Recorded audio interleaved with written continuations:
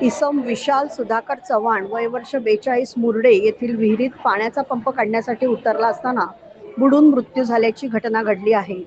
या घटनेची माहिती मिळताच खेड येथील सामाजिक संस्था विसर्जन कट्टा खेडचे अध्यक्ष संतोष शिंदे, सदस्य साहिल बुटाला, निखिल चौधरी, मदत ग्रुप खेडचे प्रसाद गांधी, नगरपालिका अग्निशमन दलाचे कर्मचारी सूरज शिगवण, जयेश पवार यांनी विहिरीमध्ये उतरत अथक परिश्रमाने या इसमाचा मृतदेह बाहेर काढला। यावेळी तिथे ग्रामस्थ देखील उपस्थित होते। यानंतर पोस्टमॉर्टमसाठी पोलीस कर्मचारी यांच्या आदेशानुसार अधिक तपासासाठी खेड कळंबणी हॉस्पिटलमध्ये मृतदेह प्रसाद गांधी घेऊन गेले आहेत।